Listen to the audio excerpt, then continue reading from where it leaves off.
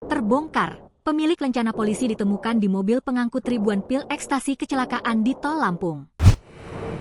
Pemilik lencana polisi yang ditemukan di dalam mobil pembawa ratusan ribu butir pil ekstasi saat kecelakaan di Tol Lampung menemukan titik terang.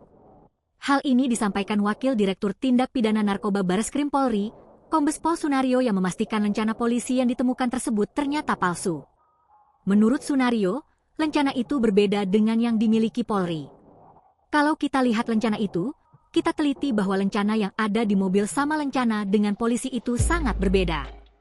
Lencana polisi itu ada ciri-ciri khusus yang mungkin orang tidak mengetahuinya, kata Sunario dalam konferensi pers di Bareskrim Polri, Jakarta, Selasa, 25 November 2025. Dia menerangkan, lencana tersebut juga sudah ada di mobil sejak tersangka Mister membeli mobil itu pada Juni 2025 lalu. Sunario bahkan mencontohkan perbedaan lencana polisi asli dengan lencana yang ada di mobil tersebut. Kalau yang ini, inilah lencana yang dimiliki Polri, terregister dan tahu siapa pemiliknya. Kalau ini, lencana di mobil, sama sekali tidak ada. Bentuk ukuran dari warnanya juga berbeda. Jadi mungkin lencana ini, dia dapat dari mana. Dan dia juga tidak tahu, lencana ini di dalam mobil ini juga tidak tahu, ungkapnya. Sebab mobil ini pada bulan Juni yang lalu, baru dia beli, tambah dia.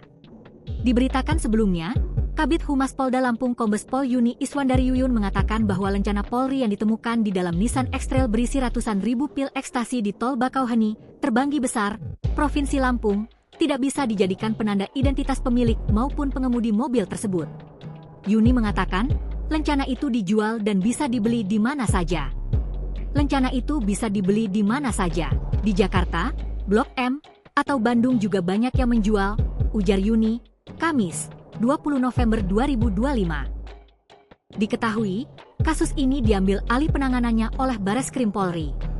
Direktur Tindak Pidana Narkoba Bareskrim Polri, Brigadir Jenderal Polisi Eko Hadi Santoso, mengatakan bahwa langkah ini dilakukan untuk mempercepat proses pengungkapan kasus.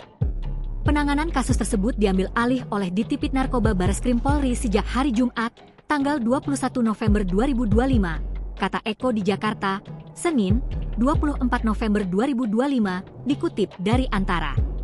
Ia menambahkan bahwa pengambil alihan ini bertujuan agar penyidikan dapat berjalan lebih cepat dan menyeluruh, mengingat dugaan keterlibatan jaringan antar provinsi dalam kasus tersebut. Download Tribun X sekarang, menghadirkan lokal menjadi Indonesia.